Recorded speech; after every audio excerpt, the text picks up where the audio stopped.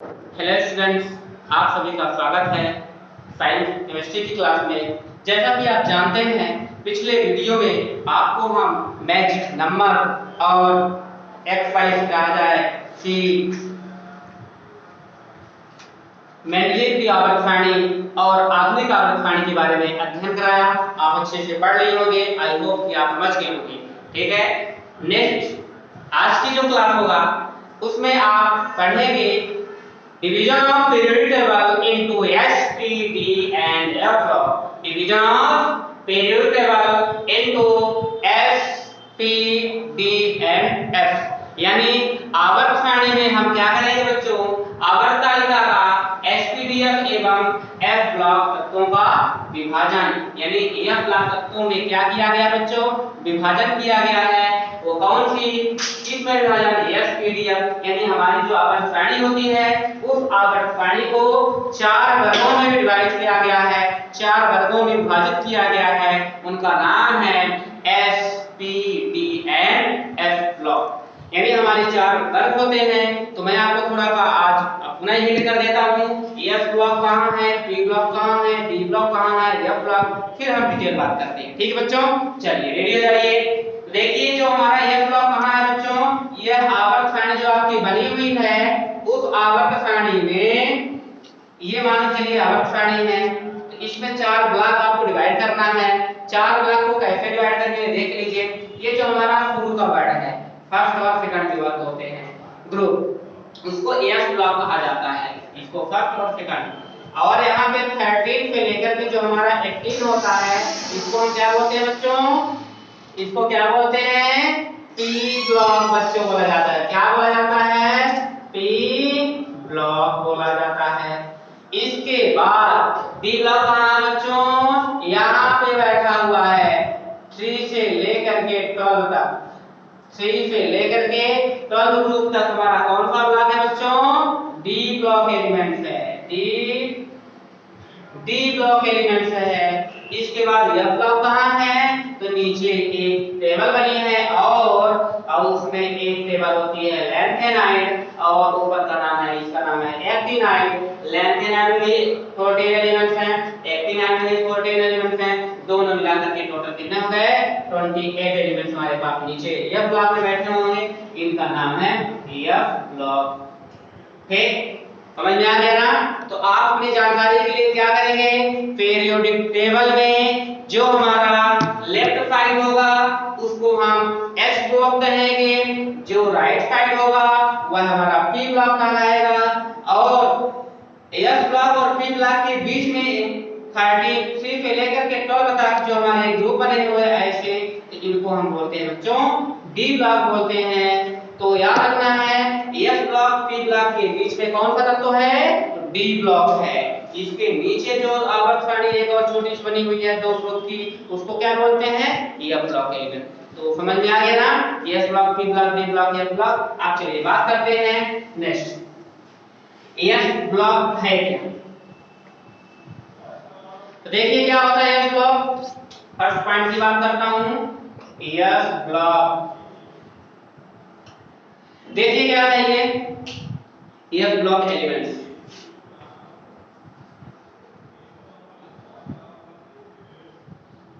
F block elements दीर्घ आवर्त तालिका से तत्वों के अध्ययन को अधिक सुगम बनाने की दृष्टि को 4 वर्गों में विभाजित किया गया। उनका नाम है S, P, D and F block. कोई भी तत्व उस ब्लॉक का कहलाएगा जब उसका अंतिम इलेक्ट्रॉन जाएगा।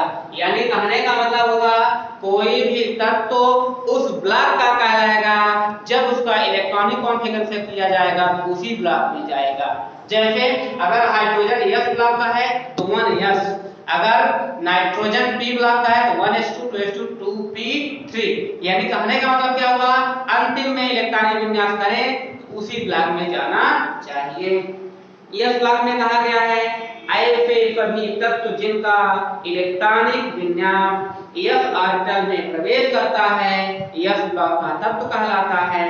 इस ब्लॉक में वे ही तत्व होंगे जिनका अंतिम कक्ष ns1 से लेकर ns2 n यानी S1 या S2। यानी कहने का मतलब अर्थ यह है यदि इनका इलेक्ट्रॉनिक विन्यास किया जाए तो उनका जो इलेक्ट्रॉन हो तो क्या या तो यानी S में जाए या तो यानी S2 में जाए।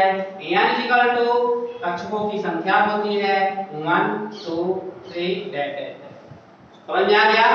तो कहने का अर्थ समझ में आ गया ना, जिनका अगर विन्यास किया जाए तो यानी S1 हो या यानी S2 हो। इस प्रकार से दीर्घावर्तानिका का समूह फर्स्ट तथा समूह 2s ब्लॉक में है। क्षारीय धातुओं का तथा समूह 2 को क्षारीय मृदा धातु कहा जाता है।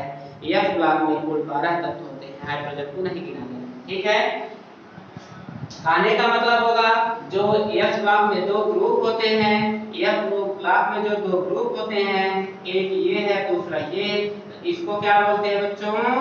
क्षारीय धातु बोला जाता है। और इसको क्या बोलते हैं बच्चों? क्षारीय मृदा धातु। यानी क्षारीय धातु बोला जाता है और क्षारीय मृदा धातु कहा जाता है। यह ब्लॉक फर्स्ट को क्षारीय धातु, यह ब्लॉक सेकंड को क्षारीय मृदा धातु।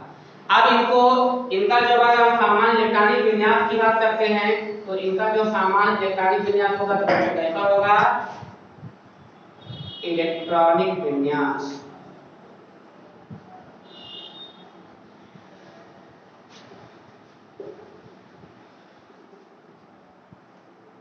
इलेक्ट्रॉनिक विन्यास की जब बात होती है तो इलेक्ट्रॉनिक विन्यास की जब बात होगी बच्चों, इनका जो इलेक्ट्रॉनिक विन्यास दिया जाएगा तो क्या हो जाएगा? यानी S1 यानी S1 2 2 यानी S में इलेक्ट्रॉन कितने जाएंगे? 1 या 2 हो सकते हैं। अंतिम n बराबर अंतिम कक्षक की संख्या, ध्यान दीजिए n-1 से n spt और f पूर्ण रूप से भरे। सामान्य लक्षण की बात करता हूं, कैरेक्टर पहला लक्षण क्या होगा बच्चों? बेसिक जानकारी इसमें है, देखिए क्या होगा। हाइड्रोजन को छोड़ दिया जाए तो यह ब्लॉक के तत्व सामान्य लक्षण निम्नानुसार दर्शाते हैं। ये तत्व कोमल होती हैं, इनके गलनांक क्वथनांक कम होते हैं। नेक्स्ट, इनकी आयनन एंथैल्पी कम होती है और ये प्रबल विद्युत धनी होते हैं, बहुत ही प्रबल विद्युत धनी होते हैं। नेक्स्ट पॉइंट की बात किया जाए, यह तत्व क्रियाशील होते हैं, ऑक्सीकृत होकर के एक संयोजी एवं द्विसंयोजी धनायन बनाते हैं। यानी यह क्या होता है? ऑक्सीकृत होने के बाद या तो एक संयोजी या द्विसंयोजी आयन बनाते हैं। वो कैसे? देख लीजिए, अगर मान लीजिए Na है तो Na से क्या होगा बच्चों? Na पॉजिटिव बना देता है और एक इलेक्ट्रॉन निकल जाता है। और अगर Mg की बात हो तो Mg से क्या होगा? Mg2 positive plus 2 electron. यानी क्या हो रहा है? यह ऑक्सीकृत हो रहा है। ऑक्सीकृत का मतलब होता है loss of electron, that is called oxidation. यानी यदि एक इलेक्ट्रॉन को या 2 इलेक्ट्रॉन को नुकसान पहुंचा करके और वह क्या हो जाए? आयन में विभक्त हो जाता है, पूरा क्या है? ऑक्सीकरण है। यानी अपने इलेक्ट्रॉन को क्या कर रहा है? नुकसान पहुंचा रहा है। देखिए एक इलेक्ट्रॉन यहाँ से गायब हो गया, यहाँ पे क्या हुआ? Na पॉजिटिव, यहाँ पे 2 इलेक्ट्रॉन गायब हो गए, 2 Mg पॉजिटिव Mg2 पॉजिटिव। यानी कोई विद्युत कहा जा रहा है ब्लॉक में ऑक्सीकृत होकर वह क्या कर देता है? आयन में परिवर्तित हो जाता है, यानी एक संयोजी और द्विसंयोजी धनायन बनाते। ये प्रबल अपचायक होते हैं। दूसरे पॉइंट की बात करता हूं, पी ब्लॉक के तत्व, ये सेकंड फर्स्ट ब्लॉक के एलिमेंट होते हैं बच्चों, टिक के सहायता से आपको दे दिया जाएगा। अब हम दूसरे पॉइंट की बात करते हैं। इनका जो इलेक्ट्रॉनिक विन्यास लिखा है सही है ना? देख लीजिए उधर साइड, NF 1 to 2, N का मतलब होगा 1 2 3 4 5। ठीक है, अब दूसरी पॉइंट आएगी, इसका क्या बोला गया है दोस्तों? P block elements.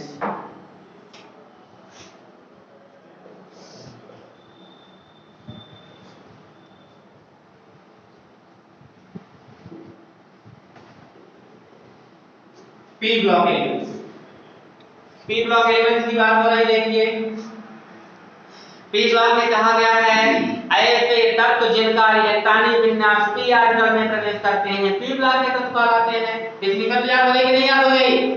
ऐसे तत्व जिनका इलेक्ट्रॉनिक विन्यास किया जाने पर या करने पर p ब्लॉक में यानी p ऑर्बिटल में जाते हैं तो उसे p ब्लॉक के तत्व कहा जाता है।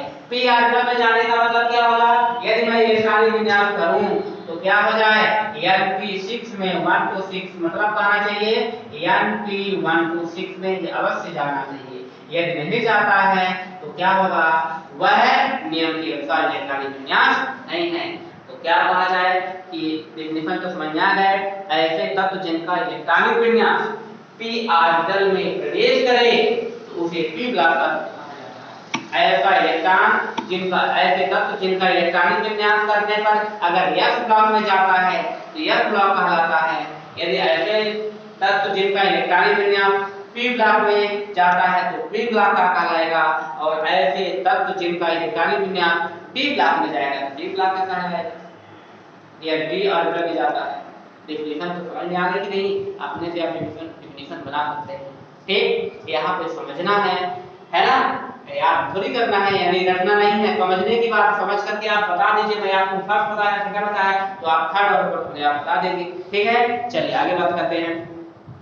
एग्जांपल ग्रुप में हम क्लोरीन का इलेक्ट्रॉनिक विन्यास करते हैं। ठीक है, इसका सामान्य इलेक्ट्रॉनिक विन्यास लिख देते हैं। सामान्य इलेक्ट्रॉनिक विन्यास क्या होगा बच्चों?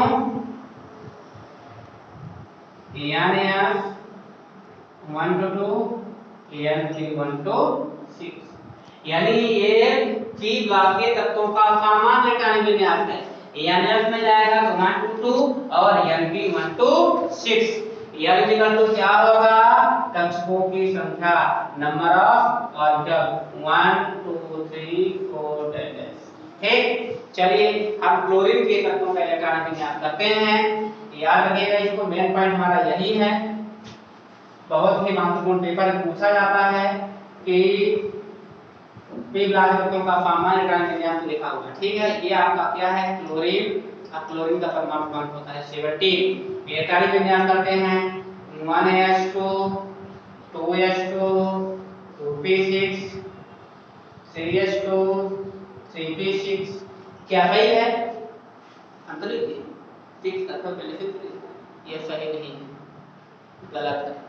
तो सही कीजिए फिर। तो क्या किया जाए? गलती कहाँ होती है? सिर्फ इलेक्ट्रॉन को भरने में। हमारे पास कितने इलेक्ट्रॉन यहाँ पे हैं?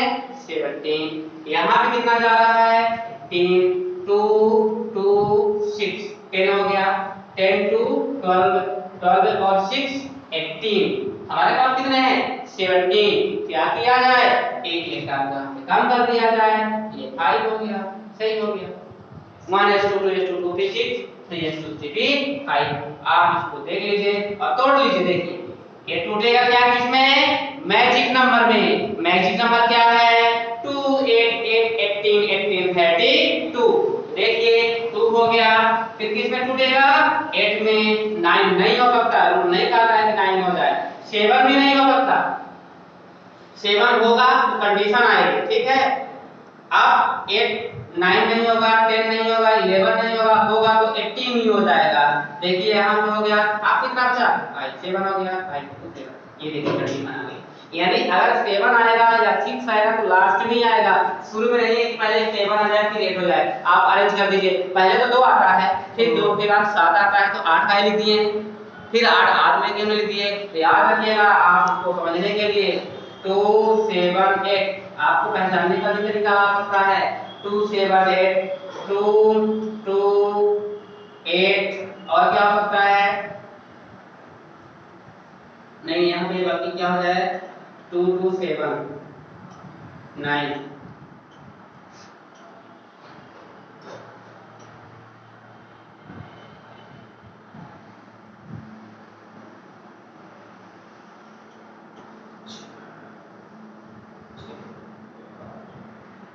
ठीक, याद रखिएगा इसमें कौन सा सही होगा बच्चों? या सभी 1 2 3 क्या है? सही होगा। ये कौन सही होगा? अरेंजिंग आर्डर बनाना है आपको। 17 का सही इलेक्ट्रॉनिक विन्यास कौन होगा? तो याद रखिएगा 2x7 आप इसको अल्टरनेट नहीं किया था, ये 2 है अभी 7 का किया नहीं, लगातार है तो इसी को लगा देता हूं, ऐसा नहीं लगातार है तो भी क्या है नियम के अनुसार गलत है। हमारा 2 है, ये देखिए 2 8 आया 8 आ गया, इसके बाद क्या हुआ 5 से बन गया अब 7। ये आपका इलेक्ट्रॉनिक विन्यास है, ठीक, ये आप इससे पढ़ चुके होंगे। तो ये रहा आपका 17 का इलेक्ट्रॉनिक विन्यास, आप देख लिए होंगे।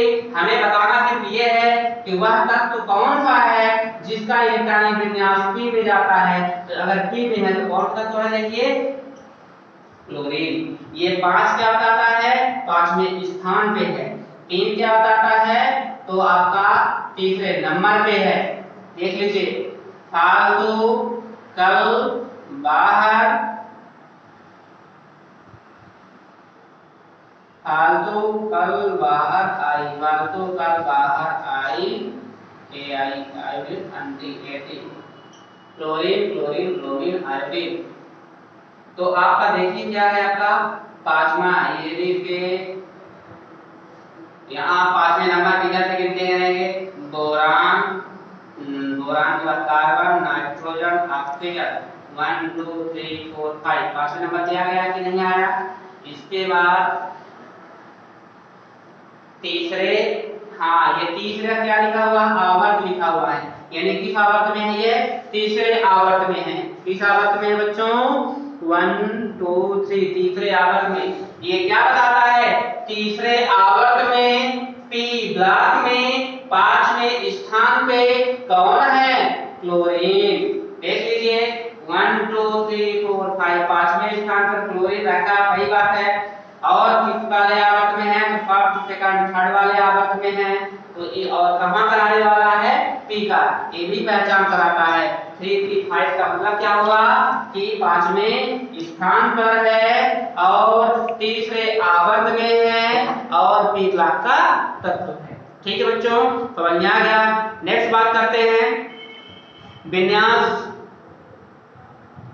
इसका जो इलेक्ट्रॉनिक विन्यास होगा NH2 NP1, इसको मैं लिख देता हूं NH2 NP1 NH2 NP2 NH2 NP3 NH2 NP4 NH2 NP5 NH2 NP6। देख लीजिए आपका पूरा हो गया NH2 NP1 NH2 NP2 NH2 NP3 NH2 NP4 NH2 NP5 NH2 NP6। तो आप किस बात पर पढ़ रहे हैं, आप इसको पढ़ रहे हैं, NH2 NP5 की बात कर रहे हैं। आगे बात करते हैं विन्यास वाले तत्व अर्थात समूह 13 से समूह 18 के तत्व p ब्लॉक तत्व कहलाते हैं। इस ब्लॉक में कुल 31 तत्व हैं।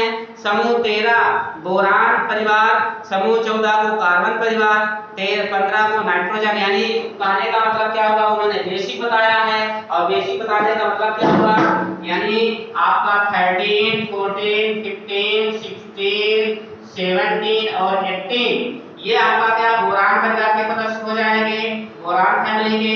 ये बोरान के बाद क्या होगा, कार्बन फैमिली के, ये नाइट्रोजन फैमिली के सदस्य हो जाएंगे। इसके बाद 16 में कौन होगा, बोरान कार्बन नाइट्रोजन ऑक्सीजन हो जाएगा, फिर फ्लोरीन हो जाएगा, फिर हीलियम।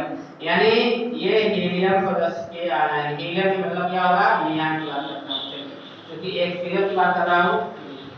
मतलब करना चाहिए बोरान फैमिली के सदस्य, कार्बन फैमिली के सदस्य, नाइट्रोजन फैमिली के सदस्य, ऑक्सीजन फैमिली के सदस्य। अगर 17 की बात होगी तो 17 यानी हाइड्रोजन परिवार के सदस्य, 18 यानी शून्य समूह के तत्व, यानी 18 ग्रुप के तत्व। इसका मतलब समझ में आ गया ना, ये क्या है, ग्रुप है। काउंट कीजिए 1 2 3 4 5 6 टोटल 6 ग्रुप होते हैं।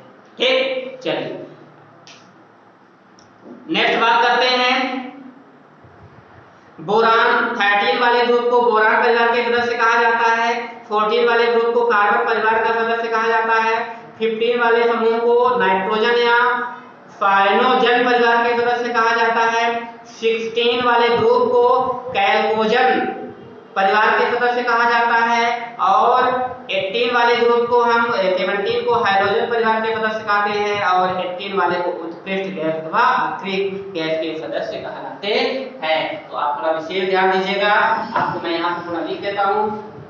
इसकी पिक आपको मैं दे दूंगा, पिक की सहायता से आप इसको पढ़ लेंगे। ठीक है बच्चों, बहुत ही महत्वपूर्ण पेपर में आ चुका है ये, 12वीं के लिए भी महत्वपूर्ण है और 11th के लिए तो है ही।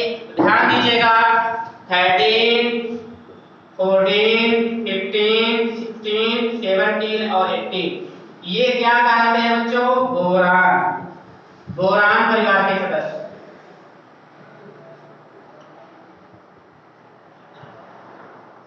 ठीक, बोरान का मतलब क्या होगा? कार्बन, कार्बन परिवार के सदस्य। ये क्या होगा? नाइट्रोजन परिवार के सदस्य तो कहलाते ही है। नाइट्रोजन के साथ साथ संयोजन, संयोजन परिवार के सदस्य कहा जाता है। संयोजन परिवार के सदस्य कहलाते हैं। संयोजन, कैल्कोजन,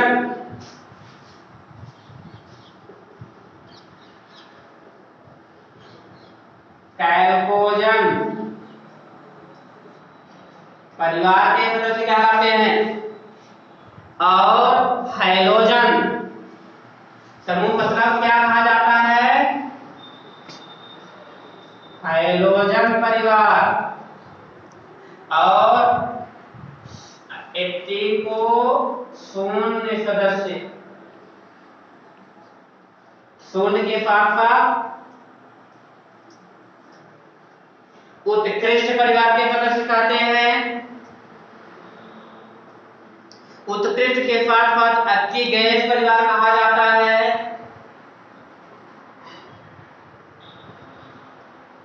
अति गैस बहुत ही महत्वपूर्ण पॉइंट यहाँ पे लिखा हुआ है, आप इसको नोट कर लीजिएगा अच्छे से और इसे याद कर लीजिएगा क्योंकि यह 12वीं के लिए भी बहुत महत्वपूर्ण है। आप इसको क्या किया गया था, पेपर पूछा गया था समूह 16 के तत्व को कहते हैं। अच्छा राशन था जिनमें से कैल्कोजन भी था, तो याद रखिएगा छोटा साधारण सिंपल ना पूछ करके थोड़ा कठिन शब्द पूछ लिया था, क्योंकि आप जानते हैं इनको बोरान के पास था। यहाँ पे थोड़ा इसको मैं और इंडिकेट कर देता हूँ, जैसे ये आपका बोरान का तत्व है, स्टार्टर में यहाँ पे इनका तत्व भी लिख देता हूँ। बी का मतलब हो जाएगा बोरान, सी का मतलब होगा कार्बन, यहाँ तो मान लीजिए लिखा ही है नाइट्रोजन, और आपका नाइट्रोजन परिवार के सदस्य हो जाएंगे। नाइट्रोजन के बाद ये क्या होगा? Boron, carbon, nitrogen, oxygen, fluorine और ये नियान या हैलोजन। याद रखिएगा ये जो हमारा नाइट्रोजन परिवार का सदस्य है तो साइनोजन परिवार के सदस्य कहा जाता है। ओ जो होता है कैल्कोजन परिवार के, यानी ऑक्सीजन जो होगा कैल्कोजन परिवार का सदस्य जाता रहेगा। एयर का मतलब फ्लोरीन, फ्लोरीन जो होता है हैलोजन परिवार के सदस्य कहलाते हैं। और यानी का मतलब होगा नियान, नियान परिवार के सदस्य, यानी नियान भी हो सकता है। इसके बाद यानी He भी लिखा रहता है, यानी हीलियम परिवार के सदस्य कौन कौन से हैं? तो अक्रिय गैस शून्य समूह, निष्क्रिय, उत्कृष्ट 0 इनको कहते हैं। हैलोजन 17 को आते हैं, कैल्कोजन और 16 ग्रुप को, और साइनोजन या चेल्कोजन, चेल्कोजन भी कहा जाता है नाइट्रोजन परिवार।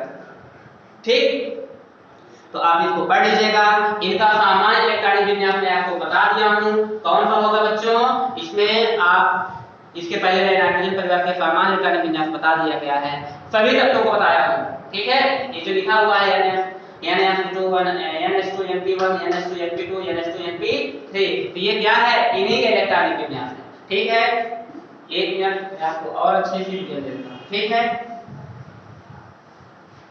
जो हमारा सामान्य इलेक्ट्रॉनिक विन्यास होगा तो NH2 NP1 NH2 NH2 NP12 NH2 NP3 NH2 NP4 NH2 NP5 NH2 NP आ रहा है। देखिए सेम टू सेम वही जो मैं आपको पढ़ा चुका हूँ वह आपको बता चुका हूँ, और आपको पिक की बातें इसको मैं दे दूंगा और आप अच्छे से पढ़ लेंगे। ठीक है बच्चों, चले आगे। नेक्स्ट है हमारा D block elements. D block D block की बात करते हैं। अच्छा पी ब्लॉक जो आपका पी ब्लॉक है उसकी थोड़ा दो विशेषताएं आप उनको भी पढ़ लीजिएगा। पी ब्लॉक में कौन कौन सी विशेषता है? पह पहियों की यौगिक का निर्माण, एक से अधिक आक्सीकर अवस्था यानी एक से अधिक आक्सीकर अवस्था प्रदर्शित करते हैं, और यह होता है अपचयित होने की प्रवृत्ति रखते हैं, इसलिए समूह संख्या बढ़ने के साथ साथ इसकी आक्सीकर प्रवृत्ति क्या होती है बच्चों? बढ़ती जाती है, और अपचयक प्रवृत्ति ऊपर से नीचे आने पर बढ़ता है। नेक्स्ट पॉइंट हमारा है D block. D block elements किसे कहते हैं? डी ब्लॉक के तत्वों में जिन तत्वों का इलेक्ट्रॉनिक विन्यास करने पर डी ऑर्बिटल में प्रवेश करता है उसे हम डी ब्लॉक एलिमेंट्स कहते हैं। और एक विशेष बात इसमें भी है, ये परिवर्ती संयोजकता भी प्रदर्शित करते हैं। डी ब्लॉक के तत्वों को संक्रमण तत्व कहा जाता है। मेन पॉइंट है क्या है? संक्रमण। डी ब्लॉक के तत्वों को संक्रमण तत्व भी कहा जाता। डी ब्लॉक के तत्वों को क्या कहते हैं? संक्रमण तत्व कहते हैं। इनका एक सामान्य इलेक्ट्रॉनिक विन्यास करते हैं आयरन का। एग्जांपल क्या होगा आपका? Fe। एग्जांपल Fe कितना है परमाणु क्रमांक इसका? 26। Fe 1s2 2s2 2p6 3s2 3p6 3p6।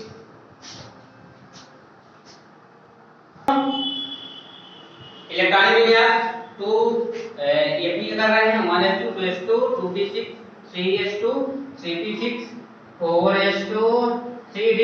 अब मुझे यहाँ पे 6 ही लिखना है क्योंकि मुझे पता है।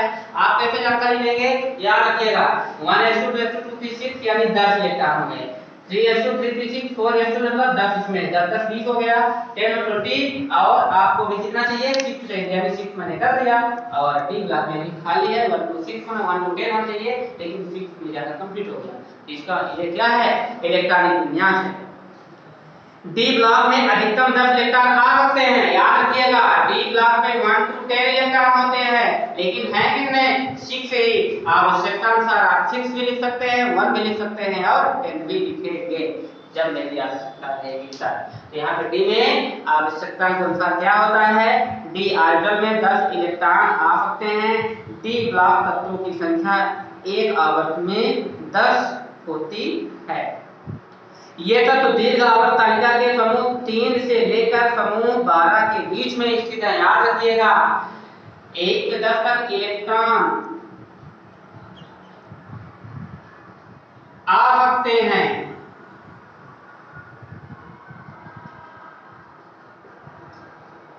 और ये कहां है? 3 से लेकर 3 समूह से लेकर कहां तक जाएगा? 12 समूह तक। डी ब्लॉक के तत्व कहां से होते हैं? 3 समूह से लेकर और 12 समूह तक जाते हैं, यानी टोटल यहाँ पे कितने हैं? 10। इसके बीच में अगर निकाला जाए 10 का डिस्टेंस है, 10 ग्रुप होते हैं। डी ब्लॉक तत्वों का सामान्य इलेक्ट्रॉनिक विन्यास लिख देते हैं बच्चों, तो क्या हो जाएगा? डी ब्लॉक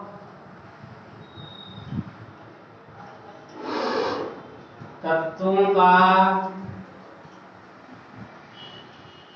सामान्य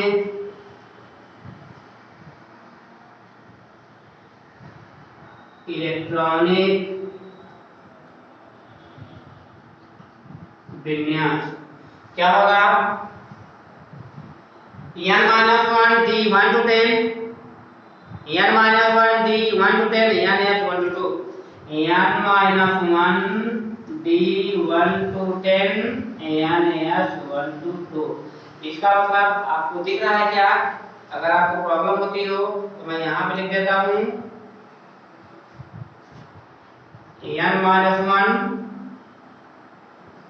उसका बंद करें d 1 to 10, n-s 1 to 2। ये किसका है? D block D block elements का है, क्या है? इलेक्ट्रॉनिक कॉन्फ़िगरेशन, इलेक्ट्रॉनिक और ईसी। डी ब्लॉक तत्वों का क्या है बच्चों? इलेक्ट्रॉनिक कॉन्फ़िगरेशन है, याद रखिएगा, बहुत महत्वपूर्ण है। डी ब्लॉक तत्वों का यह तथा पी ब्लॉक तत्वों के बीच रखा गया है। डी ब्लॉक तत्वों की पूर्ण पंक्तियां, इसको भी ये थोड़ा एक देख लीजिएगा, इसको मैं आपको पिक की पाठ दे दूंगा, है ना। डी ब्लॉक में 3 पंक्तियां होती हैं, 3D threading, 4D threading, 5D threading, 6D threading. 5D threading जो होती है पूर्ण होती है, 3, 4, 5 थ्रेडिंग पूर्ण होती है, लेकिन 6D थ्रेडिंग अपूर्ण होती है, ठीक है। तो इसको थोड़ा आप नोट कर लीजिएगा, है ना। डी ब्लॉक में कितनी थ्रेडिंग होती है? 3 थ्रेडिंग होती है। तो डी ब्लॉक में 3 थ्रेडिंग में क्या बताया गया है?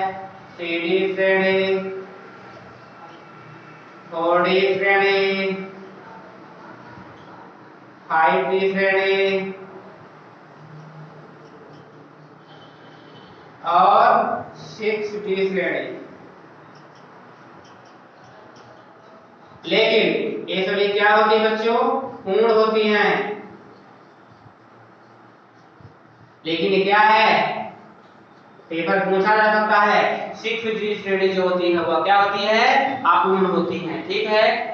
तो ये आपका कंप्लीट हुआ। और पी ब्लॉक के तत्वों को आपस में जोड़ने के कारण इन तत्वों को क्या कहते हैं? संक्रमण तत्व लिखा हुआ है। डी ब्लॉक के तत्वों को क्या कहा जाता है? संक्रमण तत्व कहा जाता है। और इसके बाद आप जब आप साड़ी बढ़ चुके होंगे, डी ब्लॉक तत्वों का सामान्य लक्षण है, ये तत्व अधिकांश रंगहीन होती हैं, रंगीन यौगिक बनाते हैं। ये धातुएं संकुल यौगिक बनाती हैं और अधिकतर संक्रमण धातुएं जैसे manganese, cobalt, nickel, chromium, vanadium यौगिक उत्प्रेरक के रूप में प्रयोग करते हैं। ये परिवर्ती अवस्था भी दर्शाती है, परिवर्ती ऑप्टिकल अवस्था, और अनुचुंबकीय भी होते हैं। याद रखिएगा बच्चों, एक मेन पॉइंट इस पे लिखा हुआ है कि मैंगनीज, कोबाल्ट, निकेल, क्रोमियम, क्या क्या? मैंगनीज, निकेल, क्रोमियम, क्या क्या है? मैंगनीज हो गया, निकेल हो गया, क्रोमियम हो गया, कोबाल्ट हो गया और वेनेडियम। ये सब क्या होते हैं? तीनों उत्प्रेरक का काम करते हैं, यानी कैटलिस्ट का काम करते हैं। किसी रासायनिक क्रिया की दर को बढ़ाते भी हैं और घटाते भी हैं। बहुत ही महत्वपूर्ण पॉइंट लिखा हुआ है। Mn का मतलब मैंगनीज, Ni का मतलब निकेल, Cr का मतलब क्रोमियम, Co का मतलब कोबाल्ट, V का मतलब वेनेडियम। ये सब क्या होते हैं? कैटलिस्ट का काम करते हैं, रासायनिक क्रिया की दर को बढ़ाते भी हैं और घटाते हैं। यानी आप पढ़े होंगे उत्प्रेरक का, ऐसे विक्रिया जो किसी भी रासायनिक अभिक्रिया की दर को बढ़ा दें या घटा दें, ऐसी अभिक्रिया को उत्प्रेरक कहा जाता है। नेक्स्ट पॉइंट होता है एफ ब्लॉक एलिमेंट्स। इसकी पिक मैं आपको दूंगा। नेक्स्ट पॉइंट होता है हमारा F block elements. F block elements में क्या होता है बच्चों, उसको भी थोड़ा पढ़ लीजिए और आपका ये पूरा कंप्लीट होता है। F block elements 4th number आपका है।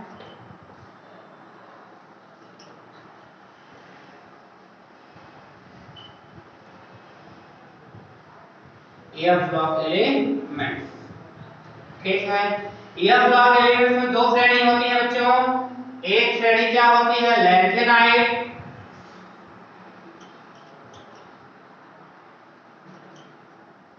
लैंथेनाइट और एक्टिनाइट। लैंथेनाइट कोLa कहा जाता है और एक्टिनाइट को Ac कहा जाता है। और इसमें कितने ग्रुप होते हैं बच्चों? एफ ग्रुप है, यानी टोटल कितने हैं? 14 ग्रुप होते हैं।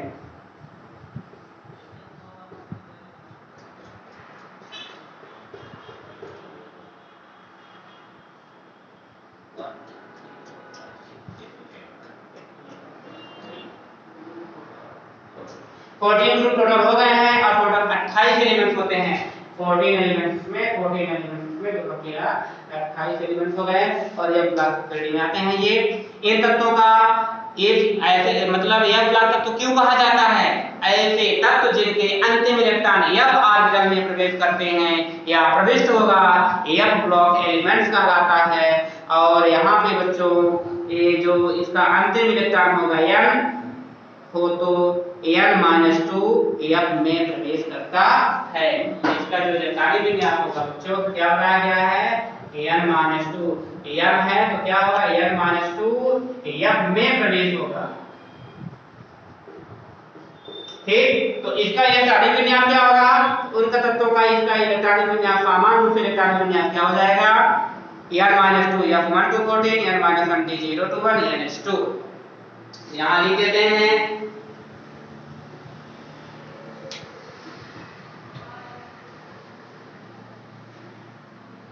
क्या हो जाएगा F ब्लॉक तत्वों का सामान्य इलेक्ट्रॉनिक विन्यास क्या होगा N-2 F1-214 N-1 D021 NF1-2। देख रहे हैं कितना है, थोड़ा सा ये बड़ा है, निश्चित रूप से आप इसको अच्छे से पढ़ लीजिएगा। N-2 F1-214 N-1 D021 NF1-2 होता है। और ये क्या है F ब्लॉक तत्वों का सामान्य इलेक्ट्रॉनिक विन्यास है। इसको आप अच्छे से पढ़ लेंगे, ठीक है। इसकी पिक मैं आपको दे दूंगा। ठीक है बच्चों, समझ में आ गया।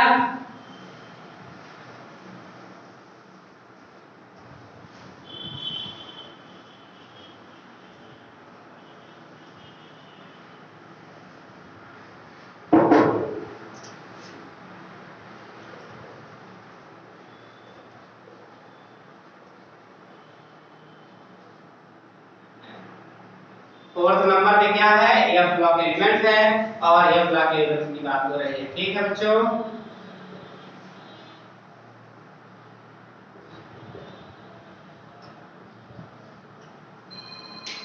आगे देखिए किसी तत्वों का चलिए इलेक्ट्रॉनिक विन्यास करते हैं। सीजियम है बच्चों, सीरियम इसका नाम क्या होगा, नाम क्या बोलते हैं उसको 58 से स्टार्ट होता है इसका परमाणु क्रमांक।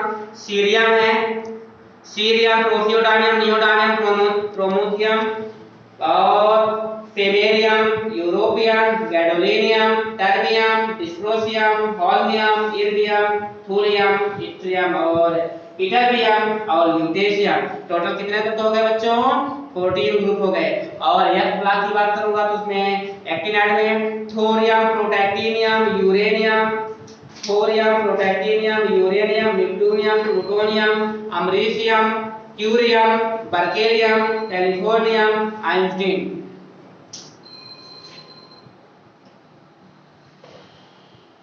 ये नाम इसका सीरियम है। 58 इसका एटॉमिक नंबर होता है।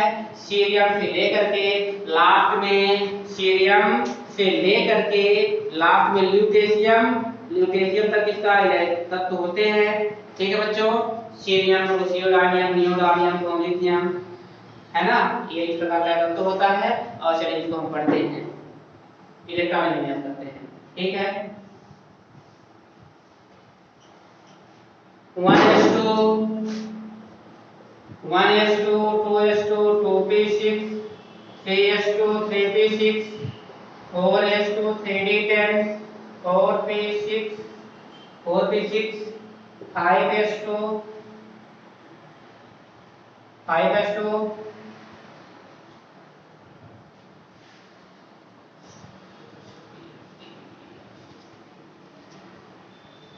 4d10 5p6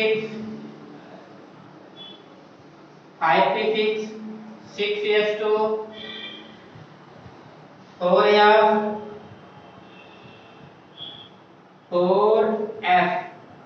अब इसमें क्या हो जाएगा बच्चों, देखिएगा क्योंकि इसमें हमारा सीरियल कहाँ का है, यह ब्लॉक एलिमेंट्स का है, तो यह तो 14 में जाना चाहिए। तो चलिए मैं इसको 14 कर देता हूं। 14 में क्यों आएगा, अभी 1 आएगा, ये देखिए। और फिर लास्ट में क्या हो जाएगा, देखिए वो 10 10 20 30 38 48 49 50 55 56 देखिए 57, और लास्ट में क्या होगा 58 हो जाएगा। तो yes yes PS PS DPS DPS F D PS D हो जाएगा आपका 5D। 4D के बाद क्या हो जाएगा बच्चों, 5D1। यानी इसका जो इलेक्ट्रॉनिक विन्यास होगा बच्चों, तो आपका देखिएगा 6s2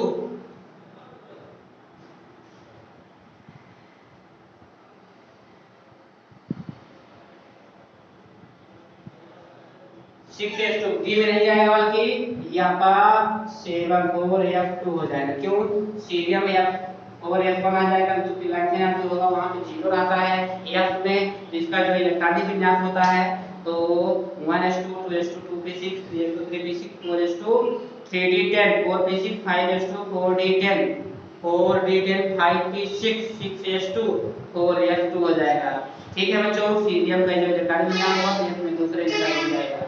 तो आपका कितना हो जाएगा, आप देख लीजिए एक बार, 10 20 23 38 48 50 56 57 58 यानी 58 इसका इलेक्ट्रॉनिक विन्यास हो जाएगा। और लगातार ये क्या होगा बच्चों, बढ़ता चला जाता है।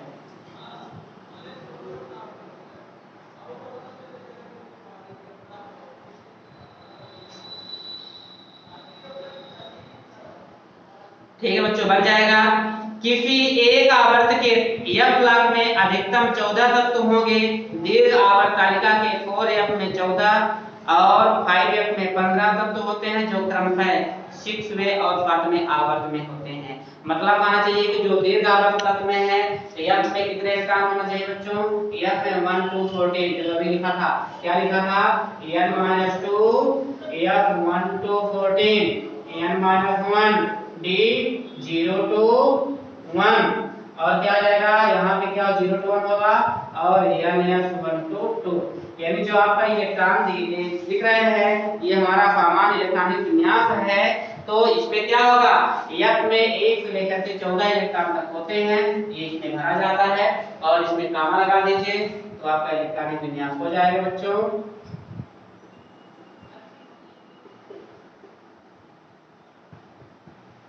ठीक, सीरियम प्रोथियोलाइट न्यूरम प्रोमेथियम और जीडी गैडोलिनियम। तो इस प्रकार के जो हमारे तत्व होते हैं 14 एलिमेंट्स होते हैं, और आपको ये कंप्लीट हुआ। इनका थोड़ा लक्षण देख लेते हैं। किसी एक आवर्त में f ब्लॉक में अधिकतम 14 तत्व हो सकते हैं। ठीक, वैसे तो दीर्घ आवर्त तालिका में f ब्लॉक तत्वों की स्थिति d ब्लॉक तत्वों के बीच की होनी चाहिए। एक और d ब्लॉक का तत्व हो तथा दूसरी ओर f ब्लॉक के तत्व हो, किंतु ऐसा किया जाता है, किंतु यदि ऐसा किया जाता है तो d ब्लॉक तत्व को छोड़ करके 7वें तथा 6वें 7वें आवर्त को अनावश्यक लंबा करना पड़ेगा। इसलिए 4f और 5f ब्लॉक के नीचे लिखा जाता है। कहने का मतलब यह है कि ये जो हमारा f ब्लॉक के तत्व है कहां से निकल के लाया गया बच्चों, d ब्लॉक के तत्वों से लाया गया है। और डी ब्लॉक के तत्वों से लाया गया है, इसका मतलब क्या हुआ, यदि मैं जो लैंथेनाइड और एक्टिनाइड की सीरीज है अगर मैं उसको डी ब्लॉक में पहुंचा दूंगा तो क्या हो जाएगा बच्चों, 32 आ जाएगा। अनावश्यक रूप से आपकी आवर्त सारणी और बढ़ जाएगी, यानी जब बड़ी हो जाएगी तो समझना पढ़ना और कठिन हो जाएगा। इस कारण से सुविधा की दृष्टि से, सुविधा को देखते हुए, यानी f ब्लॉक तक तो बनाया गया, f ब्लॉक तक तो बना करके नीचे आवर्त सारणी के, यानी आवर्त सारणी के जिस नीचे उसको बैठा दिया गया। आपको मैं इसको एक्सप्लेन करके दिखा देता हूं क्यों ऐसा कहा जा रहा है। मान के चलिए यदि हमारी आवर्त सारणी में स्कैंडियम की बात करता हूं, ठीक है, scandium titanium, scandium titanium vanadium chromium manganese iron cobalt nickel copper zinc जेडियम। इसके बाद क्या होगा आपका इट्रियम। यहाँ पर देखिए कितने तत्व है इसमें, 10 तत्व है टोटल, कितने हो गए 10। और 6 आपके कितने हैं उधर साइड 1 2 3 4 5 6 7। 1 में कितने हैं 2, दूसरे में कितने हैं 8, तीसरे में कितने हैं 8, 4 में कितने हैं 8, 18 है। और इसमें क्या है 2 8 8 18 18 और 32 और इसमें भी 30। मेरे कहने का मतलब क्या हुआ कि जो यहाँ पे दो आपकी जो आवर्त साढ़े चौथे आवर्त में आपका ये प्लस आपका 14 इसमें भी जुड़ जाए और 14 इसमें भी जुड़ जाए, कितना हो जाएगा 32 इसमें भी हो गया 8 और 32 इसमें भी हो जाएगा। मतलब कहना चाहिए कि नहीं ये नहीं होगा, इसमें नहीं होगा। जो आपका 14 तत्व तो इसमें जुड़ा हुआ है, अगर मान लीजिए इसी में और जोड़ देते या ना नीचे रख सकते हम इसी में 14 तत्व तो जोड़ देते 32 हो जाता, तो नीचे मतलब कहना चाहिए क्या हुआ यहां से डी ब्लॉक के तत्व को हटा करके यानी यहीं से नीचे बैठाया गया तो क्या हुआ एक आवर्त सारणी और बढ़ जाती और अच्छे से इसमें 1 2 3 4 5 6 7 एफ ब्लॉक में क्या हुआ पहले आवर्त में क्या दो तत्व होते हैं, ठीक कहां एक तत्व यहाँ पे एक तत्व बी ब्लॉक में दो हो गए, इसी प्रकार से एफ ब्लॉक में 2 हो गए और इधर कितने हो गए 6, टोटल कितना हुआ आपका 8 हो गया। इसी तरह से आपका दो तत्व यहाँ पे है 6 यहाँ पे तो आपका 8 हो गया। इसके बाद आपका जो चौथा आवर्त लगाता है दो तत्व यहाँ पे होगा प्लस 10 तत्व आपका डी ब्लॉक का और 6 तत्व आपके ये पी ब्लॉक के, ये डी ब्लॉक है ठीक है, और ये आपका 6 आपका पी ब्लॉक हो गया। टोटल कितने हो गए 18 हो गए। इसी प्रकार से क्या होगा यहाँ पे दो तत्व प्लस 10 तत्व प्लस 6 तो कितना हो गया टोटल 18, ये भी हो गया। अब यहाँ का लेफ्ट हैंड साइड यहाँ पे आ गया तो 2 प्लस 6 10 प्लस 6 बराबर कितना हुआ 18। और यदि ये वही नीचे तक जो हमारा 14 है तो वो अगर वही पे यहाँ बैठा दिया तो कितना हो जाता 32 तक हो जाते। तो मतलब कहना चाहिए अभी तक तो हमारी आवर्त सारणी कितने बनी है और 14 तो और ले जाएंगे कहां पहुंच जाएंगे इधर पहुंच जाएंगे, पढ़ने में क्या होगा असुविधा हो जाएगी यानी आप वही ढंग से नहीं समझ पाएंगे। तो 14 तक तो यहां से निकाल करके कहां रख दिया गया नीचे के आवर्त में उसको यह ब्लॉक दर्शा दिया गया और वह अभी भी सत्य है और पढ़ने में सरल है।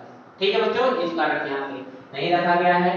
कहने का मतलब यह है कि यह ब्लॉक का जो हमारा तत्व है कहाँ से लाया गया डी ब्लॉक के तत्व से लाया गया है, इसी कारण से कहा जाता है इनर ट्रांजिशन एलिमेंट। क्या इनर ट्रांजिशन एलिमेंट आंतर संक्रमण तत्व कहा जाता है। यह ब्लॉक के तत्वों को क्या कहते हैं आंतर संक्रमण तत्व। ठीक है बच्चों, समझ में आ गया। तो ये क्या है आपको जो मैं लिख रहा हूँ scandium titanium vanadium chromium manganese iron cobalt nickel copper zinc, ये हमारा 3D थ्रेडिंग है। इसी तरह लगातार 3D threading 4D threading 5D threading 6D threading बढ़ती जाएगी। तो इनका थोड़ा ये सामान्य लक्षण क्या है, ये परिवर्ती आपसी का अवस्था प्रदर्शित करते हैं, इनके जलीय आयन रंगीन होते हैं, ये पंकुल लवण बनाते हैं। 5F के तत्व रेडियोधर्मी होते हैं, याद रखिएगा 5F के तत्व क्या होते हैं रेडियोधर्मी होते हैं। यूरेनियम 92 के बाद के तत्व ट्रांस यूरेनिक कहलाते हैं, नाभिकीय अभिक्रियाओं के फलस्वरूप संश्लेषित होते हैं। मतलब कहना चाहिए कि यूरेनियम 92 के बाद के तत्व जो होते हैं वह ट्रांस यूरेनिक कहलाते हैं। ठीक,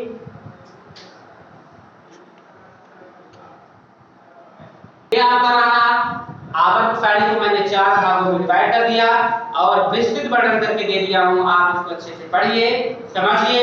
F block P block D block और F block S P D F block में डिवाइड करके मैं आपको विस्तृत वर्णन दे दिया हूं, आप इसको अच्छे से समझिए पढ़िए और कमेंट कीजिए तो आपको नेक्स्ट जानकारी भी देंगे। यदि आप कमेंट्स नहीं करेंगे तो मेरे को पता नहीं आपको और क्या जानकारी लेना है। यदि आप कमेंट्स करते हैं तो मेरे को भी जानकारी होगी कि आप क्या पूछना चाहते हैं, आपको उसका जवाब दिया जाएगा। तो आज की क्लास के लिए इतना ही। Thank you students, good day.